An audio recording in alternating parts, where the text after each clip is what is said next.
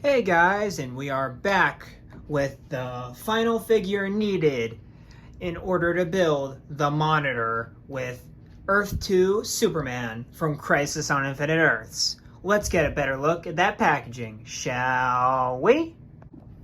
And here we are up close and personal with the packaging. Here we of course have contents of the packaging right there. You of course have the McFarlane gold label thing right there, which why make a gold label wave? I don't know.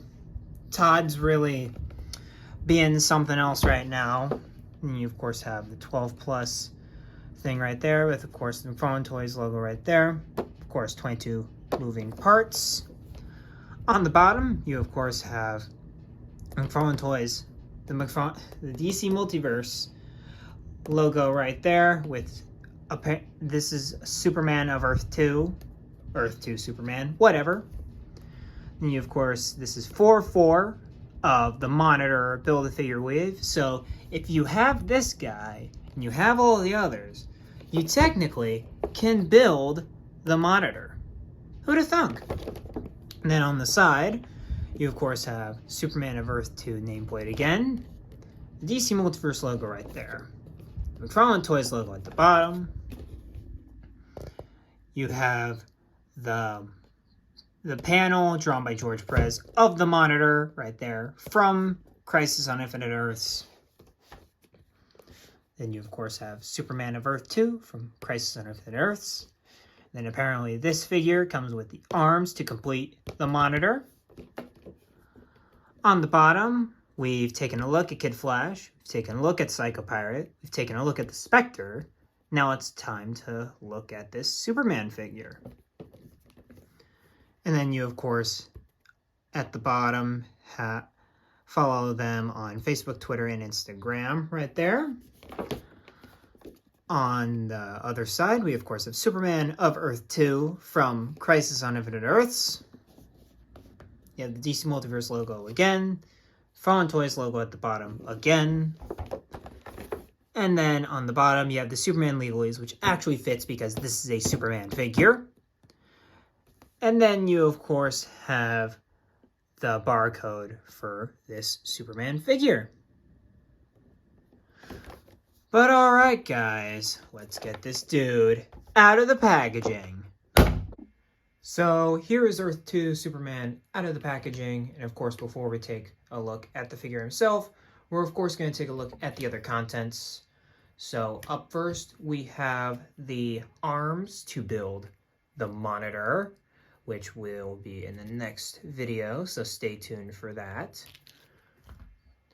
And then up next, we of course have the standard DC Multiverse hockey puck, which of course has the DC logo right there, the one peg at the corner there, and then of course the 4 different mold printouts right there. And then we of course have the card here, which has a gorgeous panel drawn by George Perez, one of the best in the game. I cannot sing his praises enough. If you consume his work, he's one of the best, if not the premier event artist of all time. Second, and honestly, he's probably also the progeny of Jack Kirby, because you see a lot of Kirby crackle, which is always nice to see in comics. But yeah, Superman of Earth 2 from Crisis on Infinite Earths down with the nameplate. On the side, you have the bio, which is basically all you need to know about Superman entirely. And it's honestly perfection, even by the different... They still do change it up, because this Superman is a founding member of the Justice Society, apparently. And then, yeah, is an inspiration to countless other heroes, and continuing to the 31st century and beyond. Basically saying that, basically acknowledging the fact that, you know, he's a normal Superman. He's a typical normal Superman, but he is the OG. And that's something that's really special, and it's honestly really something cool that they debuted, like, probably the most iconic version of Earth 2 Superman without it being the first appearance in such a dramatic fashion. I'll get to that in a little bit. You can see it on camera if you can't tell. And then he, of course, has open palms, which I believe are reuses from Shazam, which is already an L right there because his hands are freaking huge. But we'll get to that in a minute. But, of course, let's take a look at the figure. Get him off the turntable there. And overall, I really enjoy this figure. It's simplistic, but it works. So why bother, right?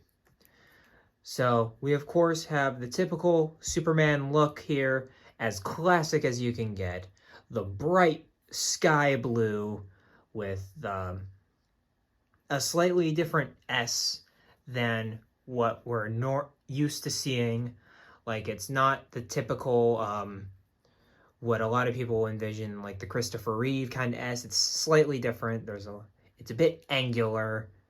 You can totally see where Alex Ross would develop his Kingdom Come Superman symbol, which James Gunn is using in the new movie.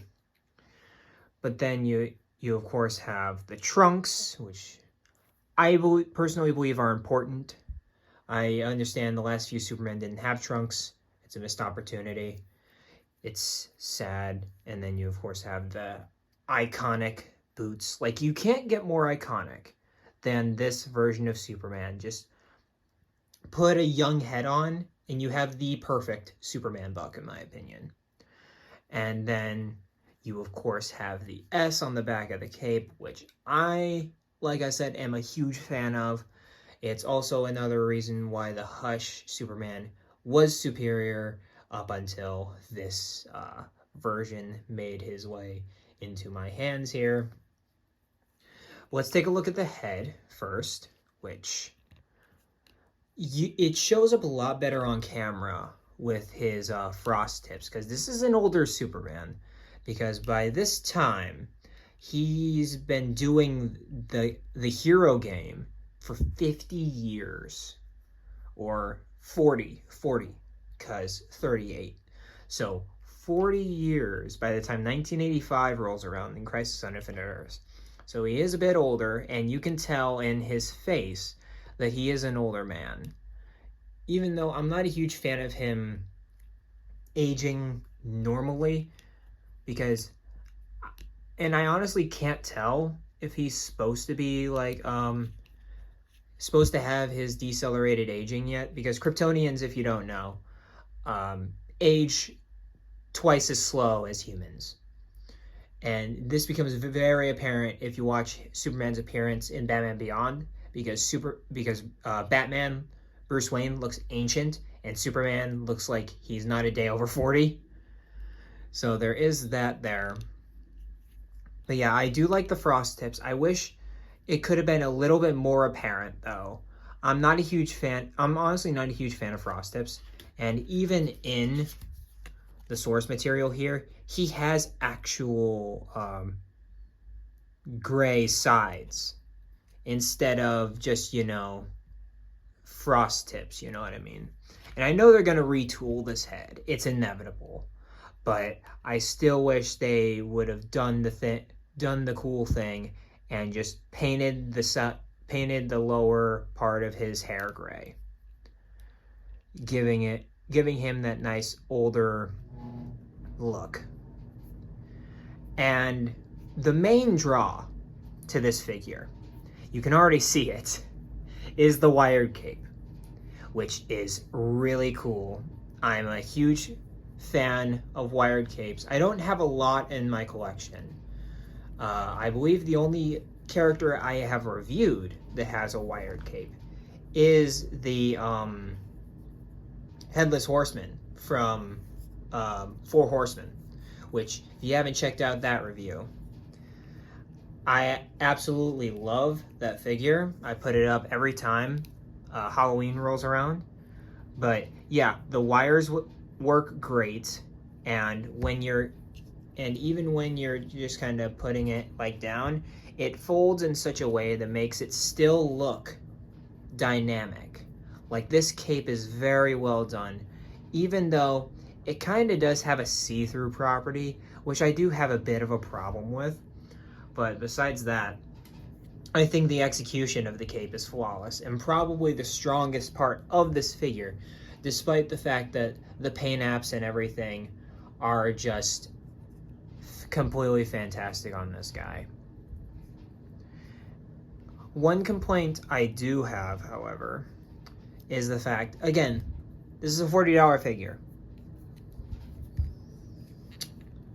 What's going on there? I mean, I get it. You won't normally see it. And if it was a plastic cape, I wouldn't be as hard on it. But with a wired cape, and again, as you might have not noticed it, but when it was on the turntable, you could see it. You could see how unpainted that was. So again, huge problem there. That being said, however, I do feel like this is the ideal Superman book. I think they finally managed to pull together a Superman book and not have to constantly update it. This just works so well for the character of Superman. It's big, but it's not like overly ambitious. It's just exactly what it needs to be, and I love it for that. And of course the colors really help it too. But for the articulation, he doesn't move that far. His head doesn't move that far up, and that's probably the only thing they'll probably need to improve on this body buck is the head. It doesn't move that far up, moves pretty far down. It does a full 360 head pivot, standard double ball peg stuff. For the shoulder, he can move his shoulder arm out, rotate 360, and has an armpit in there. He has a standard bicep swivel, double jointed elbows, which are getting better. This is an improvement by a long margin. This is on the level of something like Marvel Legends, pretty much. And they're getting pretty good about their shoulder joints. So this is very exciting to see that they're finally improving on that. And then you, of course, have the wrist joints, which I love. And if you're a watcher of the channel, you know I can't stop gushing about these. So you, of course, move it, roll the dice. And another problem is that the hands kind of fly off a bit too much. Then you, of course, move it in and out like that. Like I said, it's kind of a problem. You have a ton of abdominal movement. He can move not too far forward. He moves pretty far back. Again, what the hell? Change that into that. It's not that hard. Then he has standard McFarlane leg joints in there. He can move that far forward, that far back. He has very good thigh pivot, which is very nice to see. He has double jointed knees, which now that the arms are getting really good, the knees are going to need some special attention, but this still does look like they're heading into a step of the right direction there. And then you, of course, have the ankle joints, which, of course, top of the ankle rotation, bottom of the ankle pivot, a nice firm ratchet joint for the up and down, and then, of course, toe articulation at the bottom there. And here is Earth 2 Superman with the Trinity come together, and you could totally kind of misplace this as like his Trinity, even though Batman does look a bit different than normal, but he's still blue, so it still kind of works-ish. But you, of course, have Hush Batman, the best Batman that I believe they've done to date. Nightfall is a very close second, but I still think they haven't done a better Batman than Hush. And then you, of course, have Wonder Woman there, who's again a fantastic figure, and they really complement each other perfectly here. Just a great trinity for Justice League, Justice Society lineup, whatever you want to do there. And here is Earth 2 Superman with some of his Justice Society compatriots. We of course have Alan Scott Green Lantern, Jay Garrick Flash, and of course the Spectre there, and they all look fantastic together. I could totally see like a display of like Alan Scott and Superman flying overhead, Jay racing by, and then like Red Tornado or like Spectre, like kind of like in the middle, not as high as like Alan Scott and Superman, but not on the ground like Jay Garrick. But you could really do some wonderful stuff with all of these characters together. And here we have Earth 2 Superman next to the Girl of Steel, Supergirl, and even though there is a color disparity, it doesn't make them merge as much. You can still kind of do it, but the main problem is that if you get them flying together, she just has a cloth cape. She doesn't have a wired cape, so you can't really do a lot of good flying poses as well. So that's, again, a major bummer for her, but he doesn't have to really worry about that now, does he? And here is our Earth 2 Superman next to a different variety of Supermen. We, of course, have Ultraman, the modern Ultraman from Earth 3, even though he has a lot of classic aspects to his design, which I quite appreciate. And then we, of course, have not quite modern Superman, as this is early 2000s Superman, Hush Superman, but still modern-er than him. And then we, of course, have Superboy Prime, who is, and their relationship is very interesting going into, especially in Infinite Crisis. It very much deals with, you know, how comics have, it's kind of a take on how comics have gotten darker over the decades since 1985, and how these two kind of are representatives of that. I think is very interesting, and both great figures as well to kind of stand for that, I guess. And here is our Superman next to the rest of the wave here, excluding the Monitor. That will be that comparison will be coming in the next video. But we of course have Wally West Kid Flash, Spectre, and Psycho Pirate there. And overall, I think this is a very diverse wave here. In terms of the choices of characters, I think it's one of the best that we've had so far, because each of them have an important role in Crisis. Wally less so. It's more of the ramifications of the event that kind of catapults Wally, because of course he's still Kid Flash and still dealing with the Titans, and the Titans aren't necessarily important to the Crisis event, but Barry is. And since they've already released a Barry figure pretty recently, I understand why they didn't just repack the Flash figure, even though, knowing McFarlane nowadays, that wouldn't exactly surprise me if they did that. So, but I know I kind of tore into these two right there, but I think this wave honestly is at least a decent wave, even though, again, it's unforgivable to have two repacks of the same body buck in the same wave, in my opinion. That's just a major L there. And, you know, tiny baby hands and all that stuff. But overall, I think it's a very solid wave to really honor the Crisis that started it all. Really. It's a fantastic event, and these characters are worthy of that event. And honestly, that's about it for this review as we're winding down here. And overall, very solid figure. Very solid. I think he's worth $30.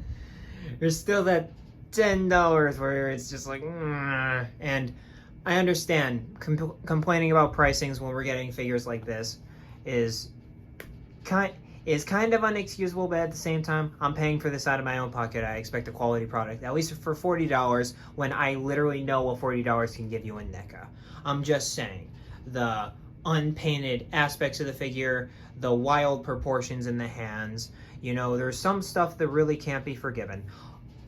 All that said, this is a 9 out of 10 figure. I really like this figure. The wired cape is glorious. I'm so happy that Todd is finally heading towards wired capes instead of plastic capes.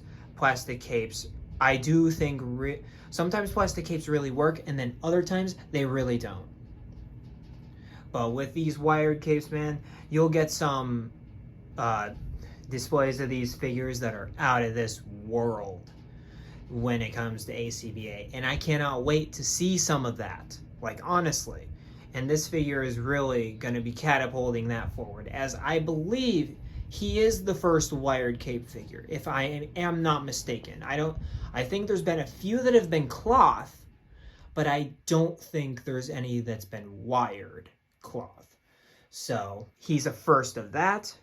Brand new sculpt, and they just nail everything about Superman with this figure. This feels like a true love letter to the character, even though I do wish they'd have a wired cape for the first appearance Superman. I think that would have pushed that figure over the edge, and honestly probably would have convinced me to get him if he did have a wired cape.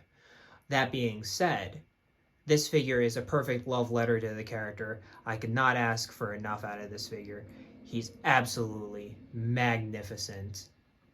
And I'll just leave it at that. Solid 9 out of 10. The small stuff's build up. This is an example of the small stuff builds up. But overall, a really fantastic figure. Oh, and the hands pop off a little too much. And he can't, really see up. But besides that, very solid figure. But yeah, guys, that's pretty much it. Of course, like, comment, subscribe, all that good stuff. Tell me what you think about this figure down in the comments down below. And as always, keep collecting out there and be kind and courteous to one another. And I will catch you guys in the next video. Peace.